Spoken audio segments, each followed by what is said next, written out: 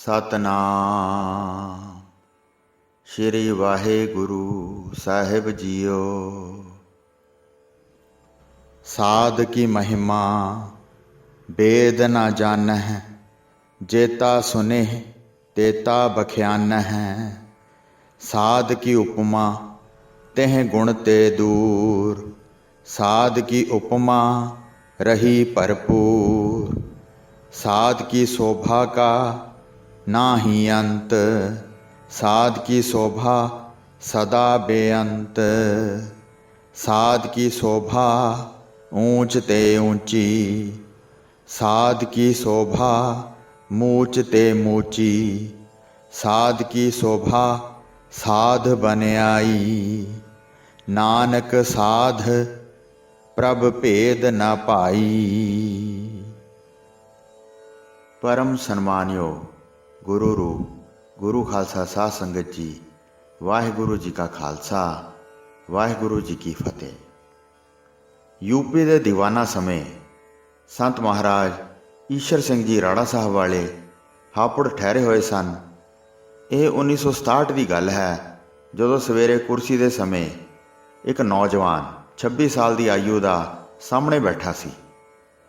ਇਸ ਦੇ ਕੇਸ ਦਾੜੀ ਕੱਟੇ ਹੋਏ ਸਨ, ਇਸ ਦੇ ਕੱਪੜੇ ਵੀ ਫਾਟੇ ਪੁਰਾਣੇ ਮੈਲੇ ਸਨ। ਇਸ ਵਿੱਚ ਪਾਉਣ ਆਈ ਇਹ ਸਿਰ ਹਿਲਾ ਕੇ ਖੇਲਣ ਲੱਗ ਪਿਆ ਅਤੇ ਉਰਦੂ ਬੋਲਣ ਲੱਗ ਪਿਆ। ਆਪ ਜੀ ਨੇ ਕਿਹਾ, ਕਿਉਂ ਬਈ, ਤੂੰ ਕੌਣ ਹੈ ਤੇ ਕੀ ਗੱਲ ਹੈ? ਉਸਨੇ ਅਰਜ਼ ਕੀਤੀ, ਮੇਰੀ ਬੇਨਤੀ ਅਲੱਗ ਹੋ ਕੇ ਸੁਣੋ। ਆਪ ਜੀ ਨੇ ਹੁਕਮ ਕੀਤਾ, ਅੱਜ ਤਾਂ ਸਮਾਂ ਹੋ ਗਿਆ ਹੈ, ਹੁਣ ਕੱਲ੍ਹ ਸੁਣਾਂਗੇ। ਦੂਸਰੇ ਦਿਨ ਕਈ ਖਾਸ ਸੇਵਾਦਾਰਾਂ ਦੇ ਸਾਹਮਣੇ ਇਸ ਨੂੰ ਭੌਰੇ ਵਿੱਚ ਬੁਲਾ ਲਿਆ ਅਤੇ ਆਖਿਆ, ਦੱਸ ਬਈ ਕੀ ਗੱਲ ਹੈ। ਤਾਂ ਉਸ ਰੂਹ ਨੇ ਫੇਰ ਉਸ ਵਿੱਚ ਪ੍ਰਵੇਸ਼ ਕੀਤਾ। ਸਿਰ ਹਿਲਾਉਂਦਿਆਂ ਉਰਦੂ ਵਿੱਚ ਬੋਲਿਆ, ਮਹਾਰਾਜ ਜੀ, ਮੈਂ ਮੁਸਲਮਾਨ ਨਾਮ ਦਾ ਸ਼ਾਹੀ ਕਾਜ਼ੀ ਸਾਂ। ਹੁਣ ਮੈਂ 1000 ਸਾਲ ਦਾ ਪ੍ਰੇਤ ਜੋਨੀ ਵਿੱਚ ਦੁੱਖ ਭੋਗ ਰਿਹਾ ਹਾਂ।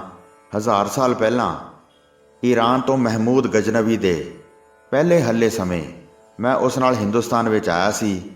ਉਹ ਦੇਸ਼ ਨੂੰ ਲੁੱਟ ਕੇ ਚਲਾ ਗਿਆ। ਮੈਂ ਸਹਾਰਨਪੁਰ ਦੇ ਪਾਸ ਮੁਗਲ ਖੇੜਾ ਪਿੰਡ ਵਿੱਚ ਠਹਿਰ ਗਿਆ। ਮੈਂ ਭੂਤ ਵਿਦਿਆ ਦਾ ਜਾਣੂ ਸਾਂ। ਪੈਸੇ ਦੇ ਲਾਲਚ ਕਰਕੇ ਭੂਤ ਵਾੜ ਕੇ ਕੱਢ ਦਿੰਦਾ ਸੀ। ਤਵੱਸਵ ਵਿੱਚ ਬੇਅੰਤ ਹਿੰਦੂ ਕਤਲ ਕਰਵਾਏ। ਵਿਖਾਵੇ ਕਰਕੇ ਨਮਾਜ਼ਾਂ ਵੀ ਪੜ੍ਹਦਾ ਅਤੇ ਰੋਜ਼ੇ ਵੀ ਰੱਖਦਾ ਸੀ, ਪਰ ਮੈਂ ਨਿਗੋਰਾ ਸੀ।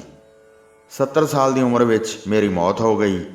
ਜਮਦੂਤਾਂ ਨੇ ਮਾਰਦਿਆਂ ਕੁੱਟਦਿਆਂ ਬਹੁਤ ਬੁਰੀ ਹਾਲਤ ਵਿੱਚ ਮੈਨੂੰ ਧਰਮਰਾਜ ਕੋਲ ਹਾਜ਼ਰ ਕੀਤਾ। ਉਸਨੇ ਮੇਰੇ ਗੁਨਾਹਾਂ ਵੱਲ ਤੱਕਿਆ ਅਤੇ ਨਿਗੋਰਾ ਹੋਣ ਕਰਕੇ ਮੈਨੂੰ 1000 ਸਾਲ ਪ੍ਰੇਤ ਜੁਨੀ ਵਿੱਚ ਰਹਿਣ ਦੀ ਸਜ਼ਾ ਦੇ ਦਿੱਤੀ। ਮੈਂ ਤਾਹਾਂ ਮਾਰ ਕੇ ਅਰਜ਼ ਕੀਤੀ ਕਿ ਮੇਰਾ ਭਲਾ ਕਿਵੇਂ ਹੋਵੇਗਾ। ਉਸਨੇ ਕਿਹਾ, ਸਜ਼ਾ ਦਾ ਸਮਾਂ ਖਤਮ ਹੋ ਜਾਣ ਬਾਅਦ ਕਿਸੇ ਪੂਰਨ ਮਹਾਂਪੁਰਸ਼ਾਂ ਦੀ ਸੰਗਤ ਦੁਆਰਾ ਤੈਨੂੰ ਪ੍ਰੇਤ ਜੁਨੀ ਤੋਂ ਛੁਟਕਾਰਾ ਮਿਲੇਗਾ। ਮੈਂ ਹਮੇਸ਼ਾ ਬੜਾ ਸੜਦਾ ਬਲਦਾ ਤੇ ਤੜਫਦਾ ਦੁਖੀ ਹੁੰਦਾ ਬਦ ਰੂਹ ਵਿੱਚ ਭਟਕ ਰਿਹਾ ਹਾਂ। ਹੱਡੀਆਂ, ਕੋਇਲੇ ਤੇ ਗੰਦਗੀ ਖਾਣ ਨੂੰ ਮਿਲਦੀ ਹੈ। 1.25 ਮਣ ਦੀ ਭੁੱਖ ਅਤੇ ਸੂਈ ਦੇ ਨੱਕੇ ਜਿਤਨਾ ਮੁੱਖ ਹੈ। ਮੈਂ ਹਮੇਸ਼ਾ ਭਟਕਦਾ ਫਿਰਦਾ ਹਾਂ। ਆਪ ਮੇਰੇ ਤੇ ਤਰਸ ਕਰੋ। ਉਹ ਸਮਾਂ ਵੀ ਆ ਗਿਆ ਹੈ ਅਤੇ ਪੂਰਨ ਪੁਰਸ਼ ਵੀ ਮਿਲ ਗਏ ਹਨ। ਇਸ ਲੜਕੇ ਜਿਸ ਵਿੱਚ ਮੈਂ ਪ੍ਰਵੇਸ਼ ਹਾਂ, ਜ਼ਮੀਨ ਅਲਾਟ ਹੋਣ ਕਾਰਨ ਪਿੰਡ ਮੁਗਲ ਖੇੜਾ ਰਹਿੰਦੇ ਸਨ। ਅੱਜ ਤੋਂ 7 ਸਾਲ ਪਹਿਲਾਂ ਇਹ ਲੜਕਾ ਮੋਹਨ ਸਿੰਘ ਜਦੋਂ 9ਵੀਂ ਕਲਾਸ ਵਿੱਚ ਪੜ੍ਹਦਾ ਸੀ, ਇਸ ਨੇ ਮੇਰੀ ਕਬਰ 'ਤੇ ਪਿਸ਼ਾਬ ਕਰ ਦਿੱਤਾ। ਮੈਂ ਇਸ ਨੂੰ ਇਕੱਠਾ ਕਰ ਲਿਆ। 4 ਸਾਲ ਬੋਲਣ ਹੀ ਨਹੀਂ ਦਿੱਤਾ। ਕਈ ਥਾਵਾਂ 'ਤੇ ਲੈ ਕੇ ਗਏ ਪਰ ਕਾਮਯਾਬ ਨਾ ਹੋਏ।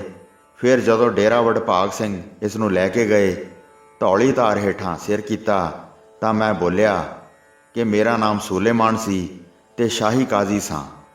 ਹੁਣ ਪ੍ਰੇਤ ਬਣ ਕੇ ਇਸ ਮੋਹਨ ਸਿੰਘ ਅੰਦਰ ਪ੍ਰਵੇਸ਼ ਹੋਇਆ ਹਾਂ, ਪਰ ਮੇਰਾ ਹਿੰਦੁਸਤਾਨ ਭਰ ਵਿੱਚ ਚੈਲੰਜ ਹੈ ਕਿ ਇਸ ਦੇ ਅੰਦਰੋਂ ਕੋਈ ਵੀ ਮੈਨੂੰ ਕੱਢ ਨਹੀਂ ਸਕਦਾ। ਇਸ ਦਾ ਪਿਤਾ ਕਈ ਮਾਂਦਰੀਆਂ ਕੋਲ ਲੈ ਕੇ ਗਿਆ। ਜੋ ਉਹ ਮੰਤਰ ਪੜ੍ਹਦੇ, ਮੈਂ ਨਾਲ ਹੀ ਪੜ੍ਹ ਕੇ ਮੰਤਰ ਕੱਟ ਦਿੰਦਾ ਸੀ। ਕਈ ਮਹਾਂਪੁਰਸ਼ਾਂ ਪਾਸ ਵੀ ਮੈਨੂੰ ਲੈ ਕੇ ਗਏ। ਮੈਂ ਉਹਨਾਂ ਤੋਂ ਵੀ ਕਾਬੂ ਨਹੀਂ ਆਇਆ, ਕਿਉਂਕਿ ਮੈਂ ਨਜ਼ਾਤ ਮੁਕਤੀ ਚਾਹੁੰਦਾ ਸਾਂ। ਉਹ ਕਿਸੇ ਪਾਸ ਨਹੀਂ ਸੀ।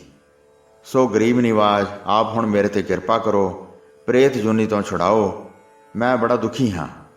ਹਜੂਰ ਨੇ ਬਚਨ ਕੀਤਾ, ਮੁਕਤੀ ਜੁਗਤੀ ਨਾਲ ਮਿਲਦੀ ਹੈ, ਧੱਕੇ ਨਾਲ ਨਹੀਂ। ਤੈਨੂੰ ਪ੍ਰੇਤ ਜੂਨ ਤੋਂ ਮੁਕਤ ਕਰਕੇ ਮਨੁੱਖ ਜਨਮ ਦੇ ਦਿੰਦੇ ਹਾਂ, ਫਿਰ ਭਜਨ ਸਿਮਰਨ ਦੁਆਰਾ ਮੁਕਤੀ ਪਾ ਲਵੀਂ। ਮਹਾਂਪੁਰਸ਼ ਪਰਮੇਸ਼ਰ ਦੀ ਮਰਿਆਦਾ ਨੂੰ ਵਿਗਾੜਦੇ ਨਹੀਂ, ਉਹ ਤਾਂ ਕਾਇਮ ਕਰਨ ਵਾਸਤੇ ਆਉਂਦੇ ਹਨ। ਇਹ ਮੋਹਨ ਸਿੰਘ ਸਿਰਫ ਪੰਜਾਬੀ ਜਾਂ ਥੋੜ੍ਹੀ ਜਿਹੀ ਅੰਗਰੇਜ਼ੀ ਵੀ ਜਾਣਦਾ ਸੀ, ਪਰ ਇਹ ਸੂਲੇਮਾਨ ਪ੍ਰੇਤ ਜੋ ਇਸ ਵਿੱਚ ਪ੍ਰਵੇਸ਼ ਸੀ, ਫਾਰਸੀ ਦੇ ਆਲਮ ਉਰਦੂ ਵਿੱਚ ਕੁਰਾਨ ਦੀਆਂ ਆਇਤਾਂ ਸਮੇਤ ਅਰਥਾਂ ਦੇ ਪੜ੍ਹਦਾ ਸੀ। ਉਸ ਸਮੇਂ ਦੀਆਂ ਕੈਸਟਾਂ ਵੀ ਰਿਕਾਰਡ ਕੀਤੀਆਂ ਹਨ। ਇਸ ਦੀ ਬੇਨਤੀ ਸੁਣ ਕੇ ਦਾਤੇ ਨੇ ਬਚਨ ਕੀਤਾ, ਦੱਸ ਤੈਨੂੰ ਅਮੀਰ ਦੇ ਘਰ ਭੇਜੀਏ ਕਿ ਗਰੀਬ ਦੇ? ਇਸ ਨੇ ਕਿਹਾ, ਮਹਾਰਾਜ ਜੀ, ਤੁਹਾਡਾ ਸਤਸੰਗੀ ਹੋਵੇ, ਚਾਹੇ ਅਮੀਰ ਹੋਵੇ ਚਾਹੇ ਗਰੀਬ। ਉਸ ਸਮੇਂ ਲਲਤੋਂ ਪਿੰਡ ਦਾ ਸਰਦਾਰ ਗੁਰਦੇਵ ਸਿੰਘ, ਜਿਸ ਨੂੰ ਗਹਿਗੜ੍ਹ ਵੀ ਆਖਦੇ ਸਨ, ਪਾਸ ਬੈਠਾ ਸਾਰੀ ਵਾਰਤਾਲਾਪ ਸੁਣ ਰਿਹਾ ਸੀ। ਜਿਸ ਦੇ ਕਾਫੀ ਸਮਾਂ ਸ਼ਾਦੀ ਤੋਂ ਪਿੱਛੋਂ ਇੱਕ ਲੜਕੀ ਪੈਦਾ ਹੋ ਕੇ ਫਿਰ ਕੋਈ ਬੱਚਾ ਨਹੀਂ ਸੀ ਹੋਇਆ। ਬੜੇ ਇਲਾਜ ਕਰਾ ਚੁੱਕੇ ਸਨ ਅਤੇ ਦਾਤੇ ਪਾਸ ਵੀ ਕਈ ਵਾਰੀ ਬੇਨਤੀ ਕੀਤੀ, ਪਰ ਮਹਾਰਾਜ ਜੀ ਮੁਸਕਰਾ ਛੱਡਦੇ ਸਨ। ਅੱਜ ਕਹਿਣ ਲੱਗੇ, ਇਸ ਦੇ ਘਰ ਭੇਜ ਦਈਏ। ਉਸਨੇ ਕਿਹਾ, ਜੀ ਭੇਜ ਦਿਓ। ਫਿਰ ਗੁਰਦੇਵ ਸਿੰਘ ਨੂੰ ਪੁੱਛਿਆ, ਕਿਉਂ ਬਈ, ਤੇਰੇ ਘਰ ਭੇਜ ਦਈਏ? ਉਸਨੇ ਅਰਜ਼ ਕੀਤੀ, ਮਹਾਰਾਜ ਜੀ ਕਰ ਦਿਓ ਕਿਰਪਾ। ਮਹਾਂਪੁਰਸ਼ਾਂ ਨੇ ਆਪਣੇ ਪਾਵਨ ਹੱਥਾਂ ਨਾਲ ਸਿਓ ਦਾ ਪ੍ਰਸ਼ਾਦ ਦਿੱਤਾ ਅਤੇ ਕਿਹਾ, ਆਪਣੇ ਘਰ ਵਾਲੀ ਨੂੰ ਛਕਾ ਦੇ, ਗੁਰੂ ਭਲੀ ਕਰੇਗਾ। ਪਰ ਉਸ ਦੀ ਰੂਹ ਉਤਨੀ ਦੇਰ ਤੱਕ ਉਸ ਲੜਕੇ ਮੋਹਨ ਸਿੰਘ ਵਿੱਚ ਹੀ ਰਹੀ। ਜਦੋਂ ਮਹਾਂਪੁਰਸ਼ਾਂ ਨੇ ਕਹਿਣਾ, ਤੂੰ ਹੁਣ ਜਾ, ਆਪਣੇ ਸਰੀਰ ਵਿੱਚ ਪ੍ਰਵੇਸ਼ ਕਰ, ਤਾਂ ਇਸ ਨੇ ਕਹਿਣਾ, ਮਹਾਰਾਜ ਜੀ ਇਸ ਗਰਭ ਦਾ ਕਸ਼ਟ ਨਾ ਦਿਓ, ਸਿੱਧਾ ਹੀ ਭੇਜ ਦਿਓ। ਮਹਾਂਪੁਰਸ਼ਾਂ ਨੇ ਕਹਿਣਾ, ਮਰਿਆਦਾ ਵੀ ਕੋਈ ਚੀਜ਼ ਹੈ, ਤਾਂ ਇਸ ਨੇ ਕਹਿਣਾ, ਮਰਿਆਦਾ ਵੀ ਆਪ ਨੇ ਹੀ ਕਾਇਮ ਕੀਤੀ ਹੈ, ਅਜੇ ਆਪਣੇ ਚਰਨਾਂ ਵਿੱਚ ਹੀ ਰੱਖੋ। ਮੈਂ ਆਪ ਜੀ ਦੇ ਅਵਤਾਰ ਧਾਰਨ ਵਾਲੇ ਦਿਨ 5 ਅਗਸਤ ਨੂੰ ਹੀ ਜਨਮ ਲਵਾਂਗਾ। ਸੋ ਉਸ ਤਰ੍ਹਾਂ ਹੀ ਹੋਇਆ। 5 ਅਗਸਤ 1968 ਨੂੰ ਜਨਮ ਲੈਣ ਤੋਂ 1 ਘੰਟਾ ਪਹਿਲਾਂ ਮੋਹਨ ਸਿੰਘ ਦੇ ਸਰੀਰ ਵਿੱਚੋਂ ਨਿਕਲਣ ਲੱਗਿਆਂ ਉਸ ਨੂੰ ਬੇਸੁਰਤ ਕਰਕੇ ਬੁਰੀ ਹਾਲਤ ਵਿੱਚ ਸੁੱਟ ਦਿੱਤਾ। ਗੁਰਦੇਵ ਸਿੰਘ ਦੇ ਘਰੋਂ ਬੀਬੀ ਦੀ ਕੁੱਖੋਂ ਜਨਮ ਲਿਆ। ਪਤਾ ਨਹੀਂ ਅੰਤਰੀਵ ਅਜਿਹੀਆਂ ਬਦਰੂਹਾਂ ਦਾ ਕਿਤਨਿਆਂ ਦਾ ਉਧਾਰ ਕੀਤਾ ਹੋਵੇਗਾ, ਪਰ ਇਹ ਅਜੀਬ ਕੌਤਕ ਸਭ ਦੇ ਸਾਹਮਣੇ ਆ ਗਿਆ। ਸਾਰੇ ਅਖਬਾਰ ਨਵੀਸ਼ਾਂ ਨੇ ਇਹ ਅਜੀਬ ਖਬਰ ਛਾਪੀ ਸੀ।